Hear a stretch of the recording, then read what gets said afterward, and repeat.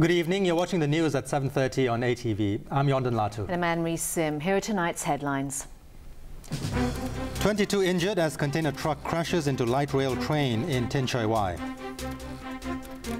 Labour chief says inspectors have found 14 cases of employers violating minimum wage law. New Osama bin Laden home movies and one of him learning judo when he was a young man. 22 people were injured when a container truck crashed into a light rail train in Tin Shui Wai this morning, knocking one carriage off the tracks. Police suspect the speeding truck driver may have jumped a red light before hitting the train, and it will take until tomorrow morning to get services back on track. ATV's Derek Wong reports.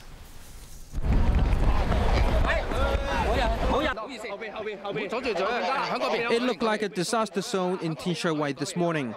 The injured sat on the side of the road to get first aid after the collision between the light rail train and container lorry at around 10 a.m.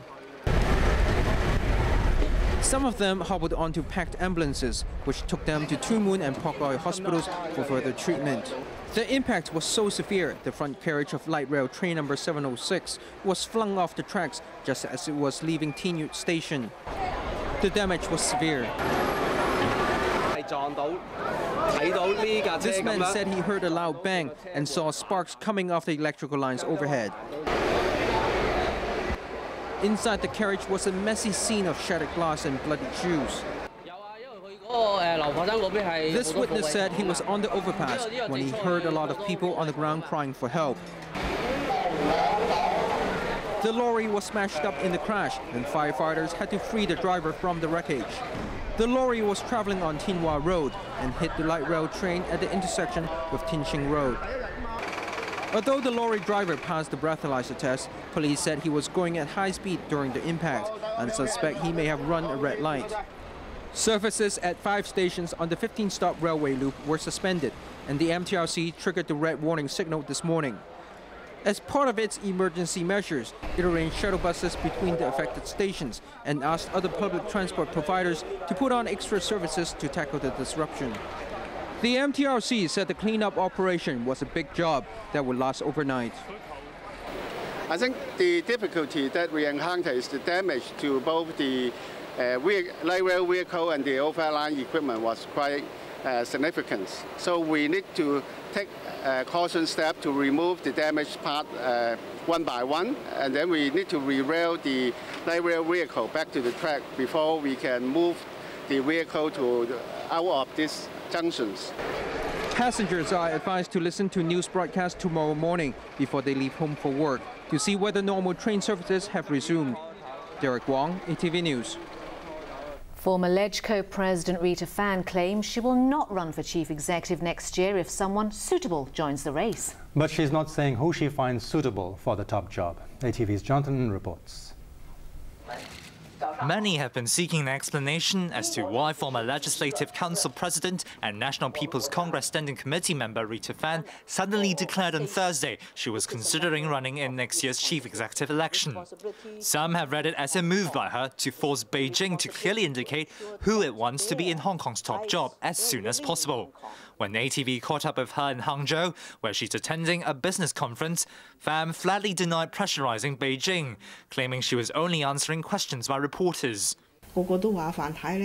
Everybody was saying it was not often that Mrs. Fan would answer more than 20 questions in a row, she said.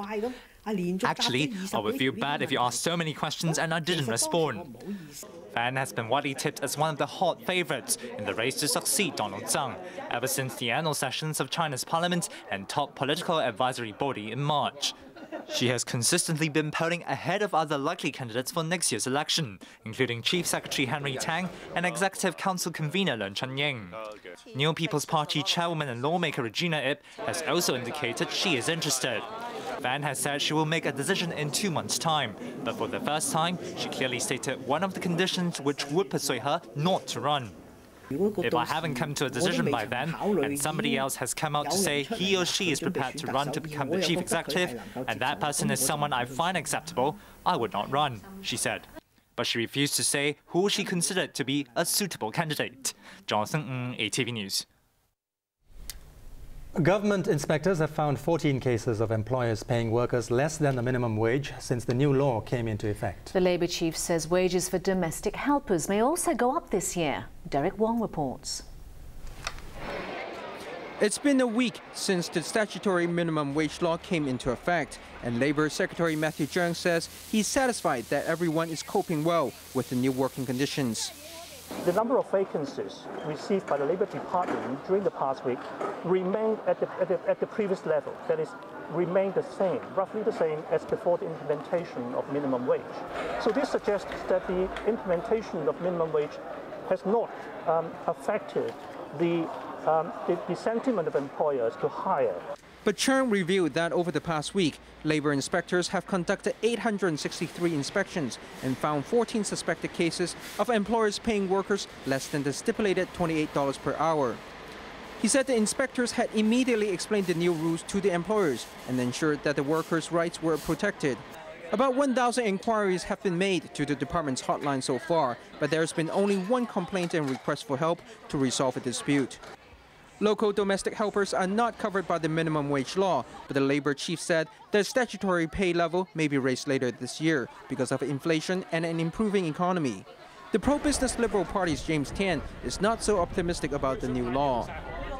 I certainly would not call the implementation of the minimum wage this week a success, but I'm delighted to see that that's not creating a big problem like a lot of the SMEs were afraid of. The Liberal Party unsuccessfully tried to get the government to allow a 6-month grace period for employers to adjust to the new rules. Derek Wong, ATV News.